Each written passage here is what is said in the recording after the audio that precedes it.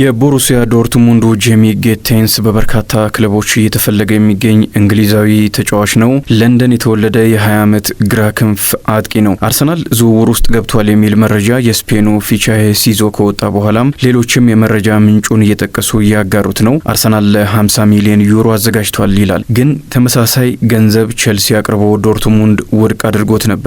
ባለፈው የ10 ቀናት የዝውውር መስኮት በፊፋ ተከፍቶ እንደነበረ ይታወቃል። የክለቦች የዓለም ዋንጫ በአሜሪካ አስተናጋጅነት ተጀምሯል። በዚህ ውድድር ላይ ከሚሳተፉ ክለቦች መካከል ቼልሲ አንዱ ስለሆነ አስቀድሞ ተጫዋች ለማስፈረም ጥረት አድርጓል። አንደኛው ጄሚ ጌቴንስ ነው። አልተሳካለትም። ግን ከተጫዋቹ ጋር በግል ጉዳዮች ተስማምቷል። የምዕራብ ለንደኑ ቡድን ወደ አሜሪካ ይዞት መጓዝ ባይችልም ከአሜሪካ ውድድር መልስ ይህንን ተጫዋች ለማስፈረም በሚደረገው ጥረት ውስጥ ይሳተፋል ተብሎ ይጠበቃል። ምናልባት አሁንም ነገ ነው የዝውውር መስኮቱ የሚከፈተው ከ6 ቀናት በኋላ ማለት ነው። ከተዘጋ የ10 ቀኑ ዝውውር ጊዜ ከተዘጋ ከ6 ቀናት በኋላ የዝውውር መስኮቱ ይከፈታልና ተሳታፊ እንደሚሆን ይጠበቃል። ውድድር ላይ ያለ የቼልሲ ሌሎች አመራሮች በዝውውር ጉዳይ ላይ በስፋት እንደሚሳተፉ ይጠበቃል። አርሰናል ለማርቲኔሊና ትሮሳር ተፎካካሪ ይፈልጋል። ልጁ ሁነኛ ግራ ክንፍ ተጫዋች ነው። ማርቲኔሊ ባለፈው ዓመት የነበረው አቋም በጣም ደካማ የሚባል ነው። ለአርሰናል ዋንጫ ለማንሳት ብዙ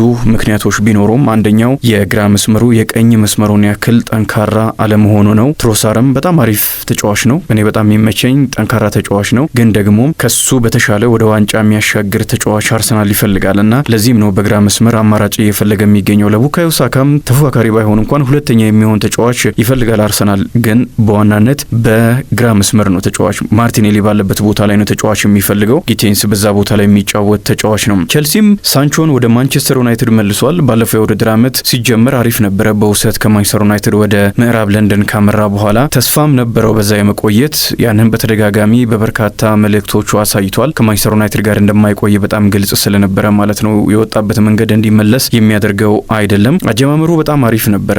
ድንቅ አቋም አሳይቷል። ግን በዛው ልክ መጨረስ አልቻለም። ያም ቢሆን ቼልሲ ተጫዋቹን የማቆየት ፍላጎት ነበረው። ግን በገንዘብ ጉዳይ አለመስማማታቸውን ተከትሎ ወደ ማንቸስተር ዩናይትድ ተመልሷል። በዛም አይቆይም፣ እንደሚሸጥ ነው የሚጠበቀው። ስተርሊንግ አይሆንም። በአርሰናል ያለፈውን የውድድር ዓመት ተመልክተነዋል። በውሰት ሰጥተውት በታሰበው ልክ ብቻ ሳይሆን እጅግ ደካማ የውድድር ዓመትን ያሳለፈው ጥቂት የመጫወቻ ጊዜ ነበረው። የቀድሞውን ስተርሊንግ በዚህ ፍጥነት ማጣታችን በጣም የሚያስገርም ነው። ስለዚህ ወደ ቼልሲ ተመልሶ ቦታ አይኖረውም። ወደ አሜሪካም አልተጓዘም። ቼልሲ ግልጽ አድርጓል። የሙድሪክንን ጉዳይ በተመለከተም አለየም አሁንም ምን ያህል ከሜዳ ሊርቅ እንደሚችል። ስለዚህ ቼልሲ ጌቴንስን ከቦሩሲያ ዶርትሙንድ ለማስፈረም የሚደረገውን እሽቅድድም ሲመራ ቆይቷል። አሁን አርሰናል ገብቶበታል ተብሏል። የመጀመሪያ ምርጫው አርሰናል ሮድሪጎ ነበረ።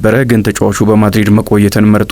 አዲስ ነገር ከሌለ በስተቀር ይሄንን አሳውቋል። ከአሰልጣኙም ጋር ከአሎንሶ ጋር ማለት ነው። ሻቢ አሎንሶ ወደ ማድሪድ ካመራ በኋላ ከሚፈልጋቸው ተጫዋቾች መካከል አንደኛው እንደሆነ ነው መረጃ ምንጮች የሚጠቁሙት። ስለዚህ ይህንን ተጫዋች የማግኘት እድሉ በጣም ጠባብ ነው። ግን የክረምቱ የግራ መስመር አጥቂ ቁጥር 1 ኢላማው ሮድሪጎ ብራዚላዊ ተጫዋች ነበረ። ቀጣዩ ምርጫው ኒኮ ዊሊያምስ ነው።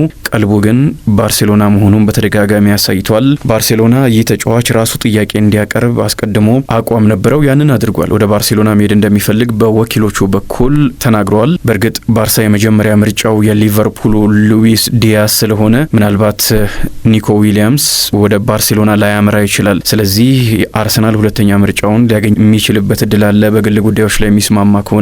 ሶስተኛ ምርጫው ጌቴንስ ላይ አርፏል። ሲሪየስ የሆነ ፍላጎት እንዳለው መረጃው ይጠቁማል። ይህ እንግሊዛዊ ተጫዋች በቼልሲ አካዳሚ ለጥቂት ጊዜ ቆይቷል። በሲቲ አካዳሚ 2 ዓመታትን አሳልፏል። 2020 ላይ ነው ወደ ዶርትሙንድ ያመራው። በሁለተኛ ዓመቱ ለዋናው ቡድን መጫወት ጀመረ። ዶርትሙንድ ደግሞ ለእንግሊዛውያን ተጫዋቾች በተለይ ጥሩ ቦታ መሆኑን አሳይቷል። ለእንግሊዛውያን ተጫዋቾች ብቻ ሳይሆን ለወጣት ተጫዋቾች በሙሉ ለማደግ አሪፍ ቦታ መሆኑን አስመስክሯል። እንግሊዛውያንም ወደዛ ሄዶ ተሳክቶላቸዋል፣ ጄደን ሳንቾን ጨምሮ። ባለፉት ዓመታት ጌቴንስ በደንብ አቋሙን ማሳየት ችሏል። አምና 12 ጎሎችን በሁሉም ውድድሮች አስቆጥሯል። 48 ጨዋታዎችን ያደረገው 5 ጎል የሆኑ ኳሶችን አቀብሏል። አምና ያልኩት ያለፈውን የተጠናቀቀውን የውድድር ዓመት ነው። የተመሰከረለት ኳሊቲው 1 ለ1 እጅግ በጣም አደገኛ ነው። ትልልቆቹን ተከላካዮች እንኳን እያለፈ አሳይቷል። እጅግ ፈጣን ነው። ኳስ በመስመሩም በኩል ወደ ውስጥም እየገባ መጫወት ይችላል። ሁለቱንም አማራጮች የያዘ ተጫዋች ነው። በቀላሉ የማለፍ የአካል ቅልጥፍናም ያለው ነውና ከፍጥነት ጋር የአካል ቅልጥፍና ያለው ተጫዋች በቀላሉ ለማለፍ እድል ያገኛል። ከኳስ ጋርም ምቾት የሚሰማው እንዳውም ኳስን ልክ እንደ ማግኔት ነው የሚይዘው የሚል የጀርመን ጋዜጠኞች ሁሌ የሚገልጹበት ቃል አለ ይችላልና ልክ እንደዛ በጣም አስደናቂ የሆነ ነው። ከባርሴሎናና ከማድሪድ ጋር በተደረጉ ጨዋታዎች ይህንን ምርጥ ብቃቱን አሳይቷል። በሊጉ ከባየር ሚኒክ ጋርም በጣም ግሩም ጎል ከመሃል ሜዳ እየገፋ ሄዶ አስቆጥሮ አቅሙን አሳይቷል። አንድ ተጫዋች በትልልቆቹ ጨዋታዎች ላይ ያንን ማድረግ የሚችል ከሆነ የስነ ልቦና አቅሙን ወይም ደረጃውን የሚያሳይ ነውና ወደ እንግሊዝ ቢያመራ በትልቅ ሊግ በትልቅ ክለብ ውጤታማ የመሆን ችግር አይኖርበትም ማለት ነው። ያው ውጤታማነቱን የሚወስኑ በጣም ብዙ የሆኑ ጉዳዮች ነጥቦች ቢኖሩም ግን አንደኛው ከስነ ልቦና ጋር የሚያያዝ ነው። ትልልቅ ተጫዋቾች ሊሆኑ የሚችሉትን እንኳን ወደ ኋላ የጎተተ ስለሆነ ማለት ነው። ጊቴንስ በትልልቅ ጨዋታዎች ላይ ይህንን አሳይቷል። በእርግጥ ከስነ ልቦና ጋር የተያያዙ ጉዳዮች በተወሰኑ ጨዋታዎች ላይ በሚታዩ አቋሞች ብቻ የሚወሰኑ አይደሉም፣ ግን ዋነኛው ነገር ይዟል ማለት ነው። ብራዚላዊ አብዶኛ ነው። ልክ እንደ ብራዚሎች ነው። ፔዳላዳውን በደንብ ነው የሚችለው። በተደጋጋሚ ይህንን ያደርጋል። በየጨዋታው ያንን ማድረግ የሚወድ ነውና ለአይንም ጥሩ ምግብ ነው ለማለት ነው። ወደ ውስጥ እያጠፈ ጎል ማስቆጠር ይወዳል። ያስቆጠራቸውን ጎሎች የዩቲዩብ ቻናል ላይ ብትመለከቱ እንደዚህ አይነት ጎሎችን ያስቆጥራል። በጣም አሪፍ ጎሎችን ያስቆጥራል። አጫጭር ፓሶችንም እያደረገ መጫወት የሚወድ ነው። ድካም አለበት የሚባለው ወይም ደግሞ ደካማ ጎኑ የሚባለው ትራንስፈር ማርኬት ብዙ ቦታ የመጫወት አማራጭ አይሰጥም ይለዋል። ግራ አጥቂነት ግራ ክንፍ ላይና ወደ መሀል ገብቶ መጫወት ብቻ ነው የሚችለው። በሌላኛው መስመር በቀኝ መስመር ላይ የመጫወት ብዙም ብቃት የለውም ወይም ደግሞ ሲጫወት ውጤታማ አይደለም። አንደኛው ጉዳይ ይሄ ነው። በእርግጥ አርሰናል በተለያዩ ቦታዎች ላይ የሚጫወቱ ተጫዋቾችን ይፈልጋል፣ ግን ይህንን ዝውውር የሚፈልገው እንደዛ አይነት አማራጮችን ተጫዋቹ እንዲሰጠው አይመስለኝም። በግራ መስመር ላይ በደንብ ያለውን አቋም በመመልከት ነው እና አንደኛው ድክመቱ ትራንስፈር ማርኬት ይሄ ነው ይላል። ሁስኮር.com ደግሞ ክሮስ ማድረግ ላይ ቁጥሮቹ በጣም ደካማ መሆናቸውን ያሳያል። ግን ከመስመር የተሻገሩ ኳሶች በጣም አሪፍ ኳሶች አሲስት አድርጎ ጎሎች ሲቆጠሩም ተመልክተናል። በጣም አሪፉ ነገር ለሚያስፈርመው ቡድን አርሰናልም ካስፈረመው ቼልሲም የትኛውን ቡድን የሚያስፈርመው ከሆነ ገና 20 ዓመቱ ስለሆነ ለእንግሊዝ ከ21 ዓመት በታች የሚጫወት ነው። ብዙ የሚሻሻልበት እድል አለው ማለት ነው። ምክንያቱም ፖቴንሻሉ በጣም ግልጽ ስለሆነ አቅሙ ግልጽ ነው፣ የሚታይ ነው። በትልልቅ ቅድም እንዳልኩት ጨዋታዎች ላይ እንኳን ያንን አቋሙን አሳይቷል። ምናልባት በዶርትሙንድ ቤት ውስጥ ቢቆይም ብዙ ላይ ጫወት የሚችል በት እድል አለ።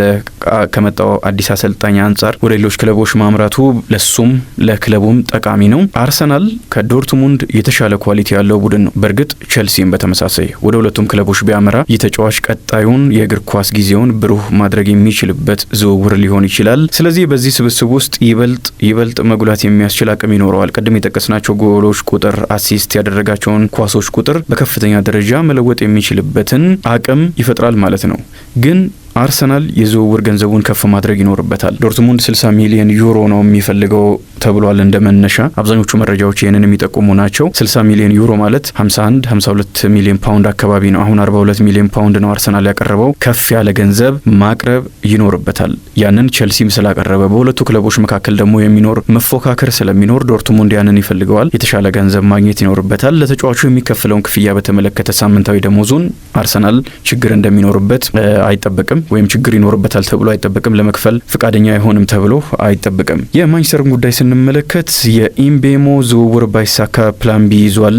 እንደ በርካታ መረጃዎች ስካይ ስፖርትስ ኤቤሬቺ ኤዜ እና ሴሜኞ ናቸው ይላል ፕላን ቢ ላይ የተካተቱት። ማንቸስተር ዩናይትድ ካሜሮናዊውን አስደናቂ ተጫዋች ኢምቤሞን ለማስፈረም አሁንም የተሻለ እድል ያለው ክለብ ነው። ተጫዋቹ ወደ ማንቸስተር ዩናይትድ ማምራትን ይፈልጋል፣ ግን ደግሞ ቶተናም ለብሬንትፎርድ የተሻለ ገንዘብ ለማቅረብ የሚያስችል መንገድ ላይ ነው። እንደ በርካታ መረጃዎች ደግሞ የብሬንትፎርድ የቀድሞውን አሰልጣኝ ቶማስ ፍራንክን ኢምቤሞንን በማሳደግ ቁልፍ ከሆኑ ሰዎች መካከል አንደኛው የሆኑትን ቶማስ ፍራንክን ቶተናም አሰልጣኝ አድርጎ ሾሟልና ምናልባት የእሳቸው ተጽዕኖ ተጫዋቹን ከማንቸስተር ዩናይትድ ይልቅ ወደ ሰሜን ለንደን ነጩ ክፍል እንዲያመራ ሊያደርገው ይችላል የሚሉ መላምቶች እየወጡ ይገኛሉ። ግን አሁንም ተጫዋቹ ወደ ማንቸስተር ዩናይትድ መሄድ ይፈልጋል። ሳምንታዊ ደመወዙ ላይ ማንቸስተር ችግር እንደሌለበት ነው ስካይ ስፖርት መረጃ ይዞ የወጣው። የብሪያን ኢምቤሞ ጉዳይ የማይሳካ ከሆነ ግን ሁለት ሌሎች ተጫዋቾችን እንደ ፕላን ቢ ማንቸስተር ዩናይትድ ይዟል። አንደኛው ኤቤሬቺ ኤዜ ነው። የ26 ዓመት እንግሊዛዊ ተጫዋች ነው። አምና በሊጉ 8 ጎሎችን አስቆጥሮ 8 ጎል የሆኑ ኳሶችን አመቻችቶ ያቀበለ ነው። ተጨማሪ 6 ጎሎችና 3 አሲስቶችን በሌሎች ውድድሮች አሉት። በአጠቃላይ